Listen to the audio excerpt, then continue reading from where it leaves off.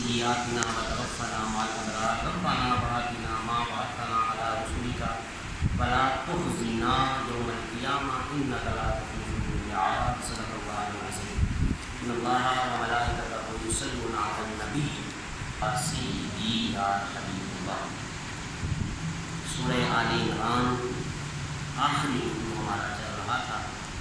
3 آیات آپ کے سامنے میں نے بھی تلاوت کی ہیں. لفظوں سے آپ نے غور کیا ہوگا. ربنا ربنا ربنا دعائیہ جملے ہیں. دعا یہاں پر بیان کی جا رہی ہے تو ایسی خاص بات اور تو نہیں. ترجمہ ہی عرض کروں گا.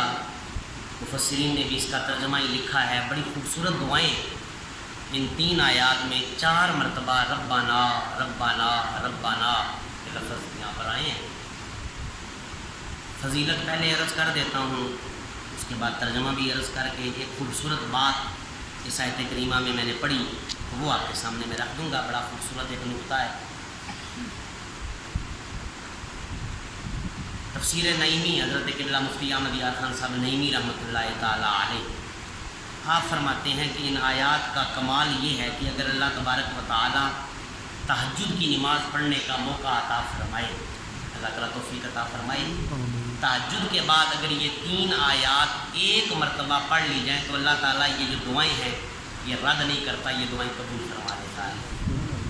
یہ سورہ آل عمران کا آخری رکوع ہے.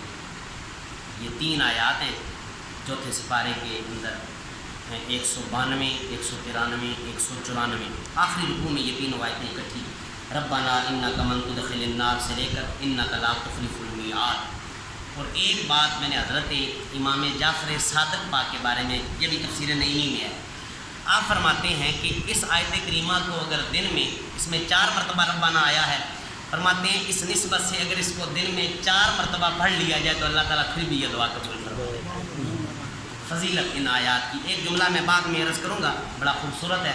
ان آیات کے حوالہ سے ترجمہ اس کا جو ہے آپ برکت کے لیے سماعت فرمائیں. میں نے پہلے تلاوت کی آیت مبارکہ, ترجمہ آپ سماعت فرمائیں. اللہ کا قرآن کہتا ہے ربنا اے ہمارے رب, انکا من تدخل النار بے شک تو جس کو بھی نار میں آگ میں داخل فرمائے گا, فقد اخزیتہ یقیناً وہ لوگ بڑے رسوا ہوں گے یا اللہ, وما للظالمین من انصار اور تم اور مدد اور وما للظالمین من انصار اور میرے مالک تو ظالموں کے ساتھ بالکل مدد والا معاملہ نہیں کرتا. ربنا اے ہمارے رب, اننا سمعنا منادیا اے ہمارے رب بے شک منادی کرنے والے کی آواز ہم نے سنی ہے, ینادی للایمان جو ایمان کے لیے ایمان کی طرف بلانے کے لیے منادی کر رہا تھا. اس سے حضور نبی کریم صلی اللہ علیہ وآلہ وسلم کی ذات ہے. ان آمنوا بربکم اور کہہ رہا تھا کہ ایمان لے کر آؤ اپنے رب پر. فآمنا اے رب ہم ایمان لے کر آتے ہیں. ربنا اے ہمارے رب, فاغفر لنا ذنوبنا پس بخش دے ہمارے گناہوں کو, وکفر عنا سیئاتنا اور مٹا دے ہماری خطاؤں کو, وتوفنا مع الابرار اور موت دینا تو ہمیں نیک لوگوں کے ساتھ دینا. اگلی ربنا اے ہمارے رب, وآتینا ہمیں عطا فرما, وآتینا ما وعدتنا علی رسولک وہ وعدہ جو تو نے اپنے رسولوں کے ذریعے ہمارے ساتھ فرمایا ہے. اب جو جملہ پڑھنے لگا ہوں اس جملے کو تھوڑا سا میں اور کھولوں گا. کون سا وعدہ؟ ولا تخزنا یوم القیامہ, یا اللہ قیامت والے دن ہمیں رسوا نہ کرنا.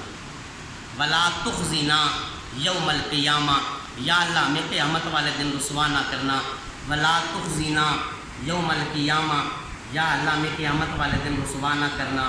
انک لا تخلف المیعاد بے شک تو اپنے وعدے کی خلاف ورزی نہیں کرتا. ساری باتیں بڑی خوبصورت ہیں, دعائیہ جملے ہیں, بہت ہی پیارے جملے ہیں. یہ جو آخری جملہ ہے جس کو میں نے 3 مرتبہ بار بار پڑھا, ولا تخزنا یوم القیامہ, یہ دعا اکثر کیا کرے. اللہ تعالیٰ قیامت کی رسوائی سے محفوظ فرمائے. قیامت کی رسوائی بڑی سخت رسوائی ہے. اللہ تبارک و تعالیٰ قیامت کے غم سے, ولا تخزنا, ویسے تو تخزنا لفظ حزن سے نکلا ہے تو مطلب تو اس کا غم بنتا ہے, لیکن غم بھی رسوائی کے معنی میں آ جاتا ہے. حزن اس کو ذرا میں تھوڑا سا اور کھولنا چاہتا ہوں. ولا تخزنا یوم القیامہ، قیامت کے دن یا اللہ ہمیں غمخوار نہ فرمانا. یہ دعا اکثر کیا کریں. ویسے تو جب دعا کرنی ہو قرآن کا بھی یہ طریقہ ہے کہ اکیلی دنیا کے لیے کبھی دعا کا نہیں کہا گیا. اگر اکیلی بات آئی ہے تو قیامت کے لیے آئی ہے. اگر اکیلی آئی ہے تو قیامت کے لیے ضرور آئی ہے کہ یا اللہ ہمارا اگلا معاملہ بہتر فرمانا. یہ نہیں کہا گیا ولا تخزنا یوم الدنیا، یا اللہ ہماری دنیا میں کوئی غم نہ دینا. لیکن جب دنیا کی بات آئی تو آخرت کی بھی ساتھ بات آئی ہے. اگر اکیلی آئی ہے تو فقط آخرت کی آئی ہے. اس لیے جو اکثر میں بیان کرتا بھی رہتا ہوں، سب سے جو بہترین دعا ہے وہ یہی ہے ربنا آتنا فی الدنیا حسنۃ وفی الآخرۃ حسنہ. یا اللہ ہماری دنیا بھی بہتر فرما دے، یا اللہ ہماری سب سے پیاری یہ دعا ہے. اس جملے کو تھوڑا سا آپ نے سمجھنا ہے. ولا تخزنا، حزن، یہ حزن سے نکلا ہے. میں تھوڑا سا بلکہ ولا تخزنا کو ایک دو جملے اور میں حزن کے، یہ جو کہتے ہیں نا حزن و ملال، بلکہ ایک اور سب سے پیاری مثال، سب سے پیاری مثال حضور نبی رحمت صلی اللہ تعالیٰ علیہ وآلہ وسلم کی زندگی میں ایک سال آیا جس سال کو کہا جاتا ہے عام الحزن. عام الحزن، عام کہتے ہیں سال کو، حزن کہتے ہیں غم، یعنی کہ غم والا سال. وہ سال جس سال نبی کریم صلی اللہ علیہ وآلہ وسلم کے پیارے اور عزیز اور شفیق چچا حضرت سرکار ابو طالب پاک کا وصال با کمال ہوا، اور ساتھ ہی ساتھ حضرت ام المومنین حضرت سیدہ خدیجہ الکبریٰ پاک کا وصال با کمال ہوا. اس سال مدینے والے کو بڑا دکھ ہوا. تو تب میرے آقا نے فرمایا یہ سال تو ہے ہی دکھوں والا سال، عام الحزن. یعنی کہ یہ میں حزن سمجھانے کے لیے تاکہ لفظ حزن آپ کو یاد رہے. حزن کا مطلب ہے غم، تکلیف، ملال، پریشانی. یہاں پر رسوائی کا معنی بھی آیا ہے ولا تخزنا. اچھا یہاں پر کیونکہ ہم سب دعا کر رہے ہیں، ذرا گرامیٹیکل لحاظ سے اس کو سمجھیے گا، اللہ کرے میں سمجھا سکوں. تو نقطہ بڑا باریک سا ہے، اللہ کرے سمجھ آ جائے. یہ جمع کا صیغہ ہے، متکلم جمع کا صیغہ. ولا تخزنا، یا اللہ ہم سارے قیامت والے دن رسوا نہ ہو. ہم سارے، جمع بھی ہو گیا اور متکلم بھی ہو گیا. ولا تخزنا، سمجھ آ رہی ہے نا آپ کو؟ ہم سارے غمگین نہ ہوں. یہ دعا اللہ کے نبیوں نے بھی کی ہے. اتنی اہم دعا ہے. قرآن کریم کا 19واں سپارہ ہے. اب ذرا اس بات کو سمجھیے گا. سورہ شعراء ہے. اللہ کے نبی حضرت ابراہیم خلیل اللہ، آپ نے رب سے دعا کی. آپ دعا کرتے ہیں ولا تخزنی. اب ہے یہ بھی متکلم، یہ لیکن یہ متکلم واحد کا صیغہ ہے. سمجھ آ رہی ہے نا آپ کو؟ یہ متکلم جمع کا صیغہ ہے ولا تخزنا، یا اللہ ہم سارے غمگین نہ ہوں. ابراہیم پاک نے کیونکہ اپنے لیے دعا کی تو انہوں نے کہا ولا تخزنی. آپ نے دعا کی، اللہ کے نبی ہیں، اللہ کے خلیل ہیں، لیکن دعا کر رہے ہیں یا رب العالمین مہربانی فرمائی، جب تو خود جلال میں ہوگا نا، میں تیرا خلیل ہوں، میں تیرے سے دعا کر رہا ہوں. ولا تخزنی یوم یبعثون، مہربانی فرمائی قیامت والے دن مجھے شرمندہ نہ ہونے دیں. یہ اللہ کے نبی حضرت ابراہیم نے دعا کیا. ذرا توجہ کیجیے گا اگلا جملہ بھی، یہ بھی تخزنی کا مطلب سمجھ آ گیا نا. یہاں پر کہا گیا ولا تخزنا یوم القیامہ، یا اللہ ہم غمگین نہ ہوں. ابراہیم نے کہا ولا تخزنی یوم یبعثون. لیکن جب باری آئی نا آپ کی اور میرے آقا کی، اب ذرا سیغے کو بھی سمجھیے گا. ذرا جب باری آئی نا، جس نبی کا کلمہ آپ اور میں پڑھتے ہیں، رب کو اپنے محبوب سے پیار کتنا ہے، رب کو اپنے محبوب سے محبت کتنی ہے، رب نے اپنے محبوب کو یہ دعا کرنے ہی نہیں دی، دعا نہیں کرنے دی. یہاں پہ تخزینا، ہم غمگین نہ ہوں. ابراہیم کی باری ولا تخزینی، یا اللہ میں غمگین نہ ہوں. قرآن کریم کا 28واں سپارہ سورہ تحریم، اور یہ 28ویں سپارے کی آخری صورت ہے. وہاں پر جب نبی پاک کی باری آئی تو خالق کائنات نے فرمایا اے میرا محبوب، تیرا رب تیرے سے وعدہ کرتا ہے یوم لا یخزی اللہ. یہاں پر ہے تخزینا، ہم غمگین نہ ہوں. ابراہیم کی باری تخزینی، میں غمگین نہ ہوں. اور وہاں پر آیا یوم لا یخزی اللہ، اے میرے محبوب تیرا رب تیرے سے وعدہ کر رہا ہے، رب تجھے غمگین ہونے ہی نہیں دے گا. اے میرے محبوب تیرا رب تیرے سے وعدہ کر رہا ہے. سورہ تحریم ہے. سورہ تحریم کے 2 ہی رکوع ہیں، دوسرے رکوع کی دوسری آیت ہے. یہ قرآن کہتا ہے، سورہ 28واں سپارہ ہے، سورہ تحریم ہے. قرآن کہتا ہے محبوب تیرا رب تیرے سے وعدہ کر رہا ہے یوم لا یخزی اللہ النبی، اے میرے محبوب میں تجھے غمگین ہونے ہی نہیں دوں گا. اچھا تھوڑی سی بات کو اور آگے لے کے چلتا ہوں. اسی بھی تو اسی محبوب کا کلمہ پڑھنے والے ہیں نا، ہم بھی تو اسی نبی کا کلمہ پڑھنے والے ہیں نا۔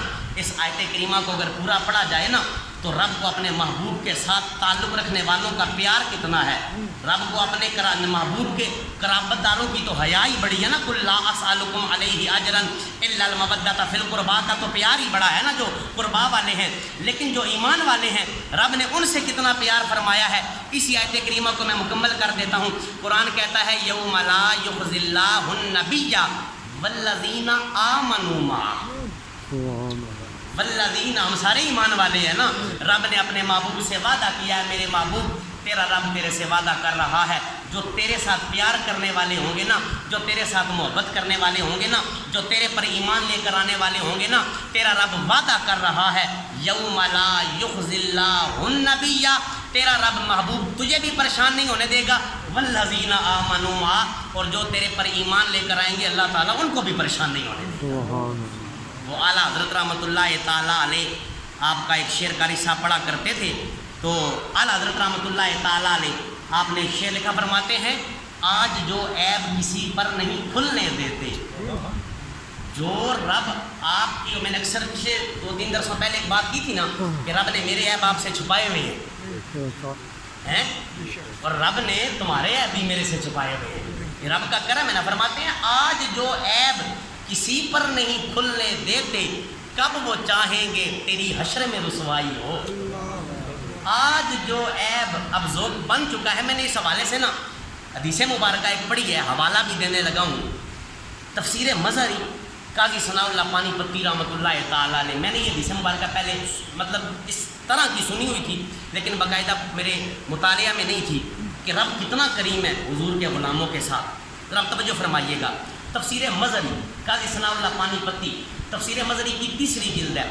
اسی آیت کریمہ، اور تو کیونکہ ساری دعائیں فضیلتیں علماء نے لکھی ہیں وہ میں نے پہلے بیان کر دی ہیں، اسی جملے کو علماء نے کھولا ہے بس۔ فرماتے ہیں کہ اللہ تعالیٰ کو اپنے محبوب کے کلمہ پڑھنے والوں کا احساس، پیار، محبت اتنی ہے کہ ہر نبی کی امت کا حساب اللہ تعالیٰ میدان حشر میں کھلے میدان میں لے گا، سب کا نامہ یا مال سامنے تولا جائے گا۔ ہائے ہائے ہائے، ہر نبی کی امت کا حساب کھلے میدان میں ہوگا۔ فرماتے ہیں کہ جب حضور کے کلمہ پڑھنے والے کی باری آئے گی تو اللہ تعالیٰ نور کا خیمہ لگائے گا۔ یہی کہا کرتے تھے۔ اب اس بات کو میں ذرا کھولوں گا تو آپ کو سمجھ آئے گی۔ علماء فرماتے ہیں کہ دیکھیں نا، اگر یہاں پر اب خیمہ لگ بھی جائے نا، فجو کی جگہ ذرا میری بات بھی، یہاں پر اگر خیمہ لگ بھی جائے نا تو سامنے سے کوئی بندہ دیکھے تو اس کو نظر تو سارا معاملہ آ جائے گا نا۔ پھر حدیث مبارکہ آپ سنیں گے تو حیران رہ جائیں گے۔ حضور نبی کریم صلی اللہ تعالیٰ علیہ وآلہ وسلم کا فرمان عالی شان، میرے آقا نے فرمایا کہ قیامت والے دن جب حضور کے کلمہ پڑھنے والے کی باری آئے گی نا، میں پھر آپ کو دلیل دے رہا ہوں، تفسیر مظہری قاضی ثناء اللہ پانی پتی، آپ نے قرآن کی تفسیر لکھی ہے اور اس کے ضمن میں آپ نے یہ حدیث مبارکہ لکھی ہے۔ کبھی آپ کو موقع ملے، میرے پاس موجود ہے، میں نے بلکہ وہاں پر حاشیہ بھی لگایا ہوا ہے، میرے پاس ابھی بھی موجود ہے۔ فرماتے ہیں کہ جب حضور کے کلمہ پڑھنے والے امتی کی باری آئے گی نا تو اللہ تعالیٰ حضور کے غلام کو اس کا نامہ اعمال اس کے ہاتھ میں پکڑا دے گا۔ حضور کے کلمہ پڑھنے والے کا نامہ اعمال اللہ تعالیٰ اس کے ہاتھ میں پکڑا دے گا تو خالق کائنات فرمائے گا اس کو پڑھنا شروع کر، بندہ پڑھنا شروع کرے گا نامہ اعمال۔ سب سے پہلے نیکی آئے گی، نیکی پڑھے گا، خالق کائنات فرمائے گا تو نے یہ نیکی کی، حدیث مبارکہ پڑھ رہا ہوں آپ کے سامنے، تو نے یہ نیکی کی ہے؟ بندہ رض کرے گا یا رب العالمین نیکی میں نے تو کی ہے۔ رب تعالیٰ فرمائے گا ٹھیک ہے میں تجھ سے راضی ہوں، تو بندہ شکر ادا کرے گا، سجدہ شکر کرے گا، شکر کا سجدہ کرے گا، شکر کا سجدہ کر کے اللہ تعالیٰ اس کو اٹھائے گا۔ رب فرمائے گا کہ آگے پڑھ، نامہ اعمال کو اپنا آگے پڑھ، آگے پڑھے گا تو پھر گناہ آ جائے گا سامنے، گناہ سامنے آئے گا تو رب تعالیٰ فرمائے گا تو نے میرے بندے یہ گناہ کیا ہے؟ یا رب العالمین گناہ تو میں نے کیا ہے۔ اللہ تعالیٰ فرمائے گا میرے بندے اگر تو جانتا ہے نا کہ تو نے یہ گناہ کیا ہے تو تیرا رب بھی جانتا ہے کہ تو نے یہ گناہ کیا ہے، لیکن تو نے کلمہ میرے محبوب کا پڑھا ہے، تو نے غلامی میرے محبوب کی ہے، اس وجہ سے میں تیرے اس گناہ کو معاف فرما دیتا ہوں۔ گناہ معاف فرمایا جائے گا تو وہ بندہ پھر سجدے میں گر جائے گا، سجدہ شکر ادا کرے گا۔ اچھا، حضور نبی کریم صلی اللہ علیہ وآلہ وسلم فرماتے ہیں ایک ایسا ہی معاملہ ہوتا رہے گا، نیکی ہوگی تو تب بھی سجدہ کرے گا، گناہ ہوگا تو معافی پر سجدہ کرے گا۔ آقا کریم صلی اللہ علیہ وآلہ وسلم فرماتے ہیں کہ جو دیکھنے والے لوگ ہوں گے نا وہ اس بندے پر رشک کریں گے کہ یا رب العالمین یہ اتنا نیک ہے کہ ہر واری سجدہ پہ کرتا ہے، اس کی نیکیاں اتنی ہیں، لیکن ہوگا ایسا نہیں۔ معاملہ تو یہ ہوگا کہ وہ گناہوں پر بھی سجدے ہی کر رہا ہوگا کیونکہ رب معاف کر رہا ہوگا۔ یہ حدیث مبارکہ کا میں بالکل اصل متن عرض کر رہا ہوں۔ حالانکہ لوگ حیران ہوں گے کہ کمال ہو گیا کہ یہ اتنا نیک ہے، حالانکہ ایسے ہوگا نہیں، وہ ہوگا گناہ گار ہمارے جیسا، ہوگا وہ ہمارے جیسا سیاہکار، لیکن حضور کے امتی ہونے کی وجہ سے وہ اپنی نیکیوں پر بھی سجدے کرے گا اور گناہوں پر بھی، کیونکہ رب معاف کرتا رہے گا۔ میرے آقا نے فرمایا اللہ تعالیٰ میرے کلمہ پڑھنے والے کو رسوا نہیں ہونے دے گا، یوں ہی معاملہ ہوتا رہے گا۔ ویکھن والے بندے آکھن گے کہ یا رب العالمین جو حال تو نے محمد مصطفیٰ کا کلمہ پڑھنے والوں کے ساتھ کیا ہے نا، یا رب العالمین ہمارے ساتھ بھی بس وہ یاد فرما دے۔ یہ ایسے معاملہ ہوتا رہے گا۔ میرے آقا نے فرمایا میرے پر ایمان پکا رکھنا، میرے ساتھ محبت پکی رکھنا، اسی صورتحال کے ساتھ تم سارے گزرتے جاؤ گے، اللہ تعالیٰ تمہیں رسوا نہیں ہونے دے گا بلکہ تمہیں جنت کا حقدار بنا دے گا۔ ولا تخزنا یوم القیامہ، ولا تخزنا یوم القیامہ، ولا تخزنا یوم القیامہ۔ ہمیشہ یہ دعا کیا کرے یا رب العالمین حضور نبی رحمت صلی اللہ علیہ وآلہ وسلم کی نالین کے صدقے سے میرے مالک ہمیں دنیا کی رسوائی سے بھی محفوظ فرما، اور یا رب العالمین ہمیں آخرت